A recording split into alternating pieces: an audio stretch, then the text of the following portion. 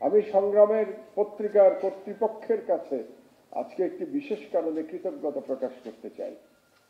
আমাকে দ্বিতীয়বার যখন গ্রেফতার করা হয়েছিল 2013 সালে 11 এপ্রিল, এবং আমার পত্রিকা আমার দেশ বন্ধ করে দেওয়া হয়েছিল। আমার পত্রিকা বললে ভুল হবে, আপনাদের সকলের পত্রিকা, বাংলাদেশের পত্রিকা, বাংলাদেশের স্বাধীনতাকামী জনগণের পত্রিকা, বাংলাদেশে ইসলাম প্রিয় মানুষের পত্রিকা আমার দেশ। তো সেটা যখন বন্ধ করে দেওয়া হলো, তারপরে এই আমার দেশ এই প্রেসেই একদিন ছাপানোর চেষ্টা করা হয়েছিল, 3 দিন ছাপানো হয়েছিল। আমার সহকর্মী জাহিদ চৌধুরী বলে দিল, আমি তো তখন জেলে, কাজেই পরিষ্কার মনে নাই আমার। 3 দিন ছাপানো হয়েছিল। তারপরে এখানে পুলিশ এসেছিল এবং গ্রেফতার করে নিয়ে গেছিল। আমার সহকর্মী যারা ছিলেন আমার দেশের, তার সঙ্গে সংগ্রামে যারা কাজ করতেন প্রেসে, তাদেরকেও গ্রেফতার করা হয়েছিল। এবং সব থেকে বড় কথা, আমার মা এবং সংগ্রামের এডিটর আসাদ ভাইয়ের নামে মামলা দেওয়া হয়েছিল। কিন্তু দুর্ভাগ্যের বিষয় হলো, একটু আগে আজিজ সাহেব আমাদের মিডিয়ার কথা বলছিলেন, আমি শুনছিলাম, আমার দেশের উপরে যখন জুলুম হয়েছে, আসাদ ভাইকে যখন ধরে নিয়ে গেছে, তখন কিন্তু সাংবাদিক নেতারা মোটামুটি নীরবতা পালন করেছেন। আসাদ ভাইকে কিভাবে নিয়ে যাওয়া হয়েছে, আর আমাদের তথাকথিত সুশীল পত্রিকাগুলো, সেগুলো কিন্তু সেদিন শুধু নীরব থাকেন নাই, এই আসাদ ভাইয়ের জুলুমের পক্ষে তারা অবস্থান নিয়েছিলেন, ফ্যাসিবাদী সরকারের পক্ষে অবস্থান নিয়েছিলেন। আমাদের এই ধারা থেকে বেরিয়ে আসতে হবে। আমরা এখন রাষ্ট্রের পরিবর্তন হয়েছে, অন্তত আমি মনে করি মালিক পক্ষের চাপ থাকতে পারে, কিন্তু সরকার থেকে এখন পর্যন্ত তেমন কোনো চাপ দেওয়া হচ্ছে না সত্য কথা বলবার জন্য।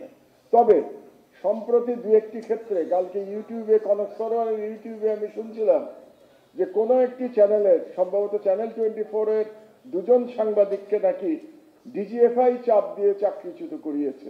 যদি এটা হয়ে থাকে তাহলে এটা অত্যন্ত নিন্দার কথা। আমাদের সবার মিলে সম্মিলিতভাবে তার প্রতিবাদ করা উচিত। কাজেই কোন সরকারের আমলে যেন কোনো সাংবাদিকের চাকরিচ্যুতি তার লেখার জন্য না হয়, তার মত প্রকাশের জন্য না হয়। এই জন্য আসুন আমরা এই সংগ্রামের আজকে এই সুবর্ণ জয়ন্তী অনুষ্ঠানে আমরা সবাই মিলে আমরা ওয়াদা করি এবং আমরা ঐক্যবদ্ধ হই। সেই পত্রিকা যদি আমার মতের বিরুদ্ধেও হবে, তারপরেও আমরা বলে যাব সবসময় তার মত প্রকাশের স্বাধীনতা আছে। যদিও ফ্যাসিবাদের 15 বছরে আমাদের মত প্রকাশের স্বাধীনতার কথা কেউ বলে নাই, কিন্তু তারপরে আমরা কিন্তু বলে যাব, যেই ক্ষমতায় আসুক, বিএনপি ক্ষমতায় আসুক, বর্তমানে যে সরকার আছে ক্ষমতায় আসুক, জামাত ক্ষমতায় আসুক, আমরা সর্বদা বলে যাব যে মত প্রকাশের স্বাধীনতা থাকতে হবে। মত প্রকাশের স্বাধীনতার জন্য কাউকে হয়রানি করা যাবে না।